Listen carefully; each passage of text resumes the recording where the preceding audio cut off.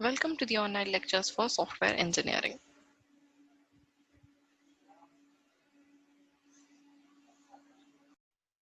In today's class, we'll be discussing the topic an agile view of process. Now, the first thing is, what is agility? What does the term agility mean? The term agility means the ability to respond to changes from requirement, technology, and people. You can say that agility is going to focus on models that is going to have a major criteria that you can make changes whenever and whatever you want. Now, these changes can be requirements, that is, you want change within the requirements, or changes completely change the technology, or completely change the people that are working on the software. So agility is a software that is going to help you make changes within requirement, technology, and people. All types of changes are supported in here. Another definition by Stephen Goldman is agility is dynamic. It is content specific, that is, whatever changes you're making within the content, you are going to follow those. Aggressively change embracing means in here, these changes can be made as many times you want. Changes can be made many times. It is not like only one time you've made a change, then you cannot make a change. That is not the case in here. Then growth oriented. Now, growth oriented means it is going to follow the approach that is incremental. Now, what is an incremental approach? Incremental approach means within the first step, what you're going to do is you're going to deliver the basic functionalities. Basic functionalities will be delivered. Then you can keep on adding different increments within the software. Increment for specific features. These can be added in different steps until the software is complete. So agile models, they follow an incremental approach.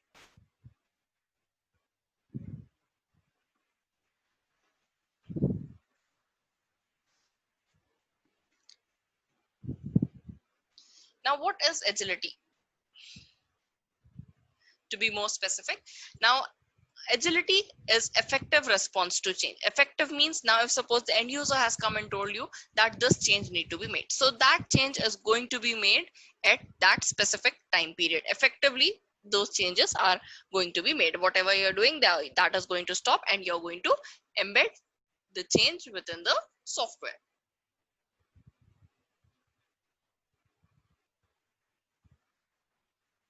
The next one is effective communication among all stakeholders. Now, a particular project may have different stakeholders. You might have the marketing people,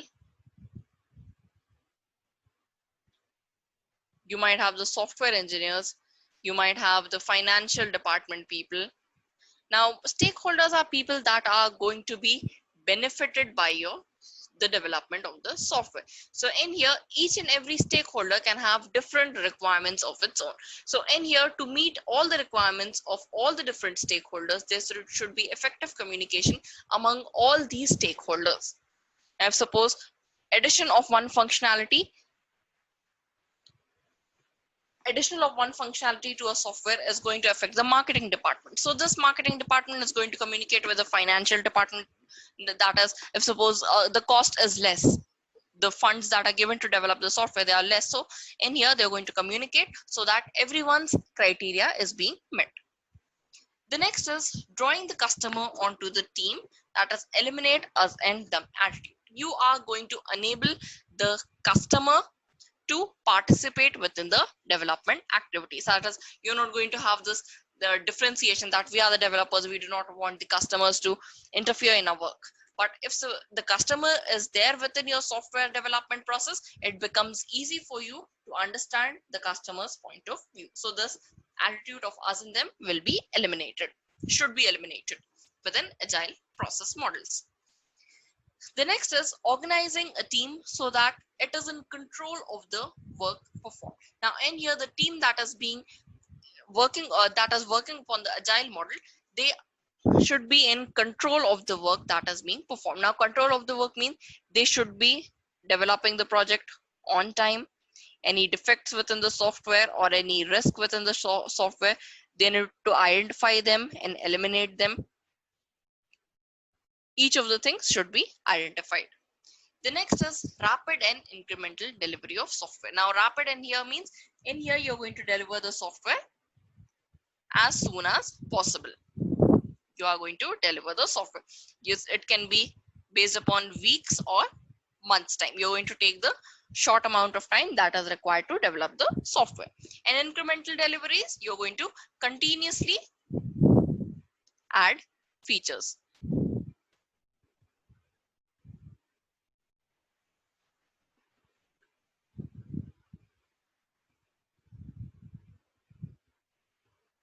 Add features to the software until the software is complete.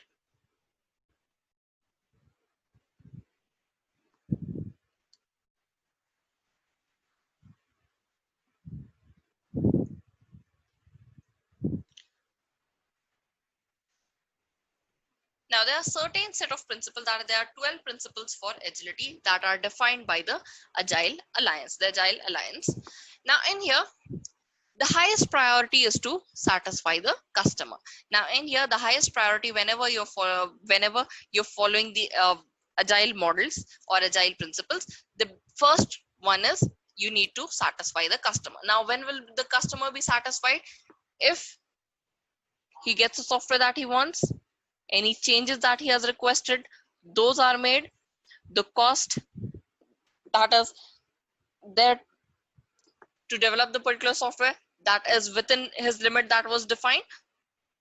The technology, the people that they are working, he is satisfied with the people that are working on the technology that is being used.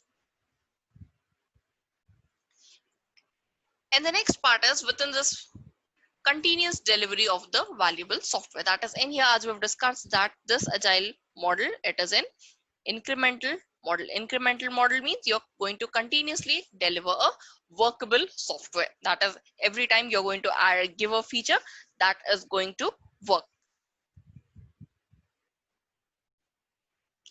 The next is welcome changing requirements even late in the development. Now, if suppose you're developing the software and you are within the construction phase. Now, within the construction part, you're coding the features within the software. Now, in here, the end user is going to come and he's going to tell that he wants some specific changes within the set of features. He wants changes in here. So in here, you're not going to tell that you're within the construction phase, so no changes are going to be made. You're going to make those changes within the software. Effective immediately, those changes are going to be made within the software. The next principle, deliver working software frequently. Now in here, you're just not going to deliver the first update and then you're just not going to skip any updates for a year time or 6 months time. You're going to deliver the software, deliver working software frequently. Now this can be within weeks time or a couple of months. You need to follow. If suppose you develop, it is taking you suppose 3 weeks of time to deliver a software. So within every 3 weeks, you're going to deliver some working functionality or some feature to the software. Or if it is taking some months of time, then you're going to deliver the software within the couple of months. Now in here, the time period whatever you're selecting, it should be a shorter time scale. Now, why a shorter time scale? Because it is going to satisfy the first principle. That is, the customer is going to be satisfied if he's going to get a workable software. Then the fourth principle is business people and developers must work together daily throughout the project. Now, business people in here are the people that are going to be benefited by the development of the software. Whereas developers are the people that are going to do the coding part for the particular software, the people that are developing the software. So in here, these business people and the developers that are developing the software, they need to work together throughout the project. Now in here, there are going to be different features that each and every business people require. managers might require some different goals, the marketing people require some different goals. So in here, when each of them are going to have different requirements, this business people have different requirements that need to be satisfied. Now if they collaborate with the developer, it becomes easy for the developer to embed those within the software. So that is why they need to work together daily throughout the project. That is it. So it should not be the case that you're going to just come once in a month, say hi and go. No, you're going to work, you're going to come to the office, and daily you're going to keep track of the work that is being done. The fifth principle is build projects around motivated individuals. Now why we need to develop a project around motivated individuals is because these motivated individuals, they are going to help you with different ideas. If suppose you have a new idea, you might ask the people how this idea is. He's going to motivate you, or he can add some more intel within the particular idea. Not this way, this is going to help it in a better way. Or the process that you're following, he might encourage you to follow your ideas and a better process, and you are so that you make a software that has got the best quality. Now in contrast, if you work around unmotivated people or people that are not motivated, they might tell you why do you want a new idea, just leave it, just be it done. That is why you're going to focus on working around motivated people. Now these motivated people are going to provide you the support that you need, and you're going to you can even trust them to get the job done. If you're these, there's the advantage of working around motivated peoples.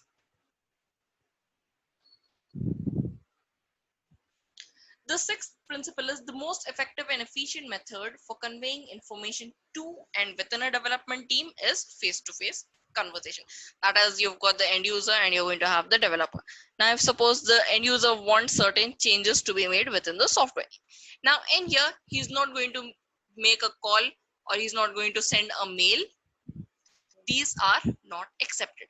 What he needs to do, you need to set up a meeting, you need to set face to face, and you're going to discuss the changes. Now if suppose the developer wants to talk something about the product, if suppose the cost is increasing due to certain changes in technology or any type of changes within the software, any feature that can be added or any feature that needs to be removed to maintain the cost, then again the developer and user need to sit face to face and make a conversation. Calls and mails are not acceptable, because in a meeting, if two persons are sitting across and talking, it is an efficient way of communication. Both can discuss their ideas, you can discuss the pros and cons of the particular project.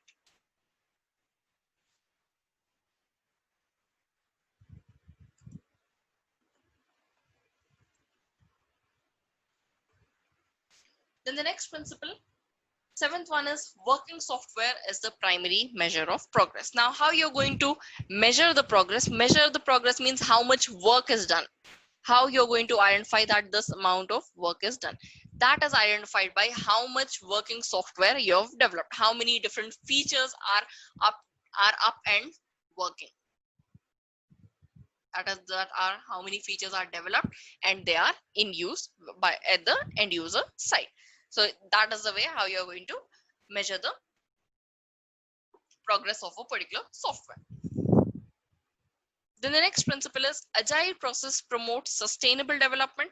Now in here the sustainable development is incremental model, the incremental method that you're using for development. Now this incremental method, it is a sustainable development because every time within each increment, within a week's time or within months time, you're every time giving some working software to work with. Now the sponsors, developers and users, they should be able to maintain a constant pace. Now in here constant pace means, now in here the different features that are going to be updated within the software, they need to be updated at the same time. That is same time in here, I mean that if suppose you're having 2 weeks, you're taking 2 weeks of time to deliver one increment, the delivery of one increment, then you need to follow this same time period for the other increments also. The ninth principle, continuous attention 2, technical excellence and good design enhances agility.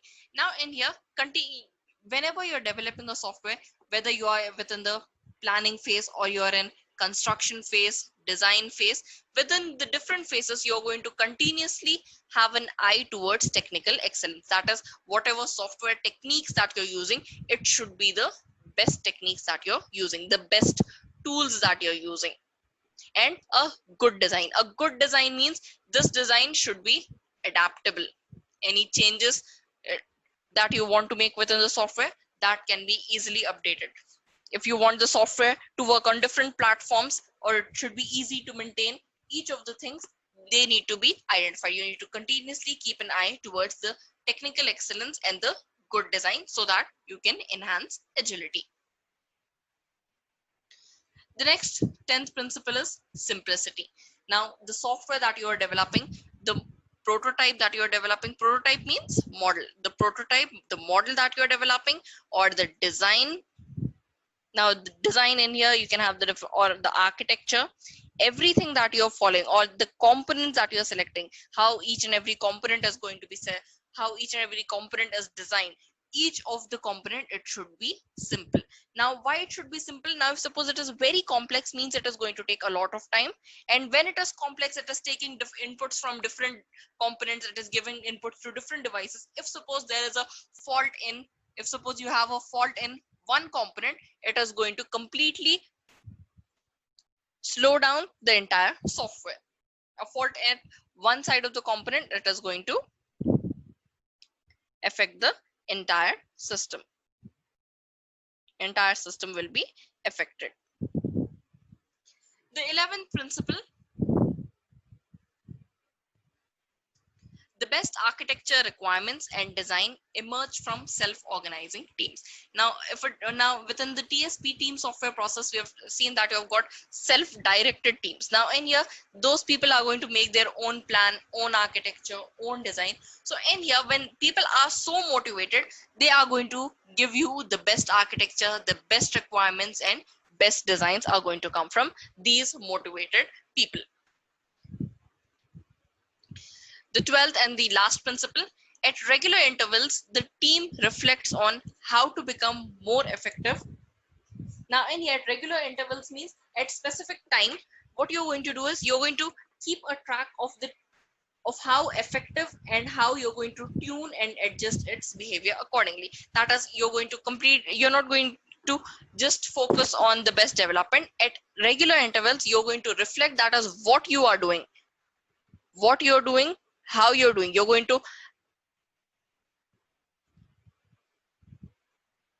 to identify how is the work that you're doing, at what pace you're following, whether you're doing the best job or not. You're going to evaluate yourself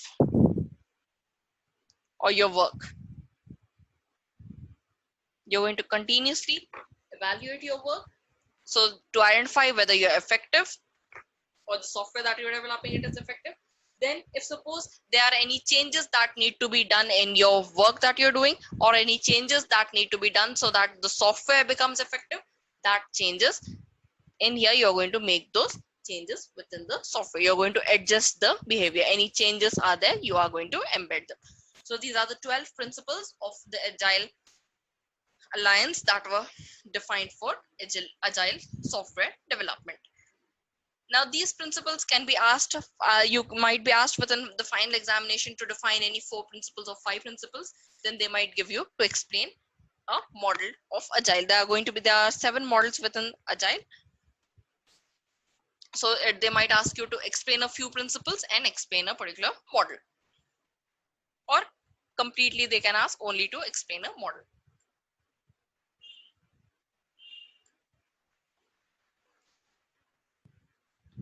Now the next is Agile software process.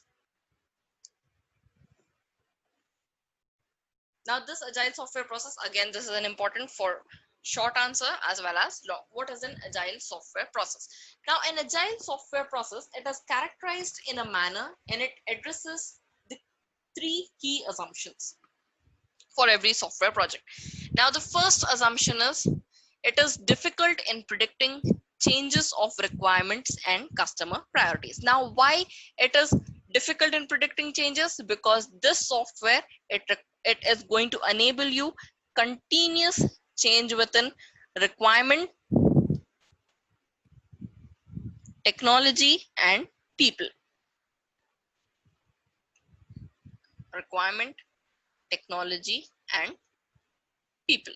That is why it becomes very difficult to identify what are the different requirements that are going to be present. That is what requirements might persist, that is what might remain, and what might change. You do not know what is going to be there till the end, what is going to change. That is why it becomes very difficult for you to identify. The next assumption is, for many type of software, design and construction are interlinked. Now in here, it is difficult to predict how much design is necessary before construction is used to prove the design. That is why now in here, as you do not know which requirements are going to persist and which are going to change. So in here, for many software development, this before developing a particular software, it will be difficult for you to tell what will be the design of the particular software, because in here nothing is going to remain. You do not know what is going to change, what is going to be there. So in here, you're going to leave the design and the construction part.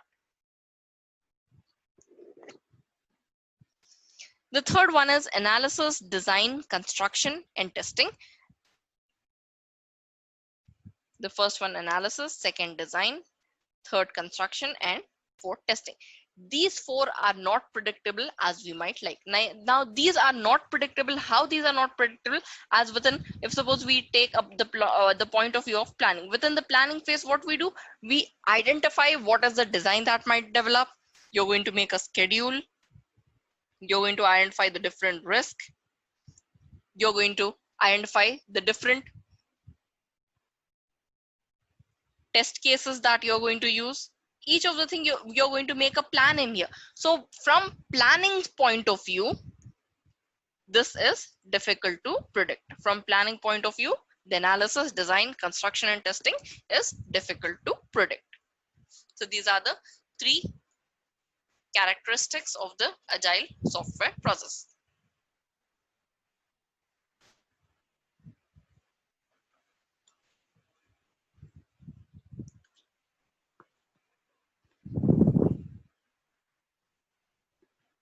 Now the question arises is that, how are we going to create a process that can manage unpredictability? So in here, you're going to manage an unpredictability by making a process that is adaptable. That is, it is open to changes. It is open to changes. By this way, you're going to guarantee, like you can guarantee that a process can manage different unpredictable situations. Now in here, it must adapt incrementally. Now incrementally, because this is a continuous project, so adaptability should also be continuous and increment. Now this incrementally, this incremental process, it is going to enable customer feedback. That is, whenever you're delivering the software, within a few weeks of time or within a few months of time, customer is going to give its own feedback. That is, this particular feature might have, if suppose it has, if you've got some basic functionality, you might ask that if you can provide an additional feature, or whether you can increase the performance. Every time you're going to get feedback when you're using an incremental process. Now this effective method of customer feedback, this is taken by an operational prototype, that is a working software, and portion of an operational system. Portion means by taking feedback from a particular part or a particular component of the software. Now this incremental development strategy, it should be instituted in such a way that each and every software increment should be delivered within the short period of time. This is the main requirement for an agile software. Now in here, as you're developing, now the same point is that when you're developing the software within a short period of time, you're going to get regular feedback from the customer. Now this feedback is going to help you to optimize the project in a very good way.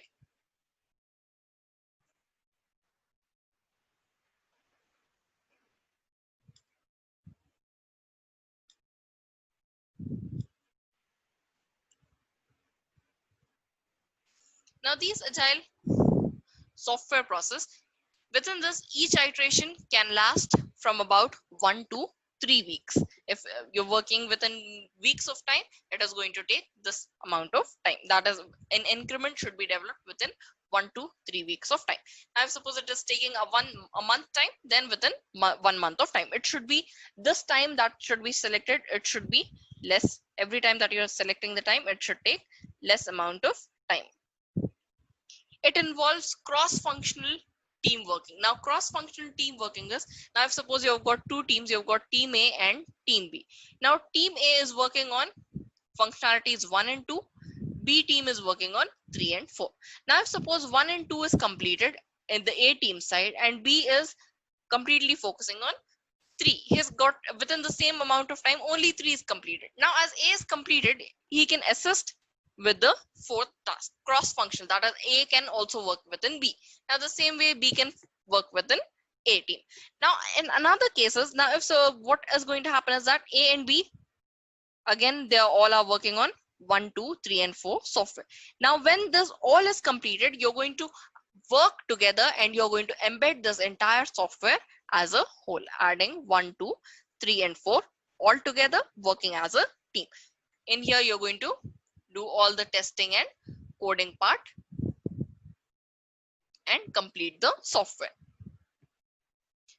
Now within this agile software process, you're going to focus on different areas while working. The first one is planning. Within planning, what you're going to do, make a schedule.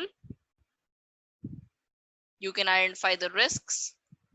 You can identify the different resources that are required.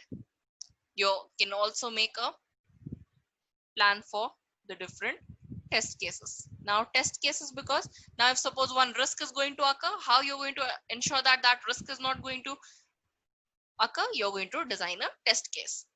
That is what is going to happen if you give correct input and what is going to happen when you give a wrong input.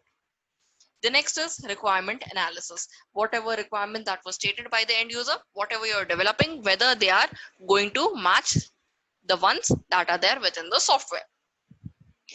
The next one is designing. You're going to make the design, or you can say you're going to make a architecture.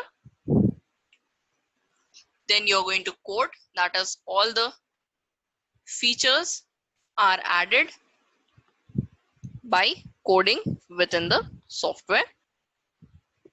Unit testing. Now what is unit testing? If you remember, testing each and every component individually. Component testing individually.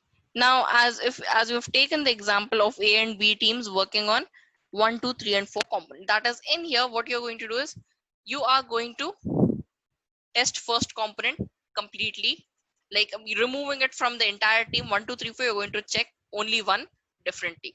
Then you're going to check 2 completely differently. Then 3 is going to be tested. Then 4 is going to be tested. That is all this components. Testing each of the components separately is called as unit testing. Whereas the next one is acceptance testing. Within acceptance testing, you're going to identify whether all the requirements that were stated by the end user, whether they are present within the software or not, whether all the specifications are there within the software or not. That is called as acceptance testing, because the end user needs to accept the product. So within this agile software process, you're going to write down about the agile assumptions. Then it is an adaptable process. It requires 1 to 3 weeks of time. It is an incremental process, and all the activities that you're going to focus on within an agile software process.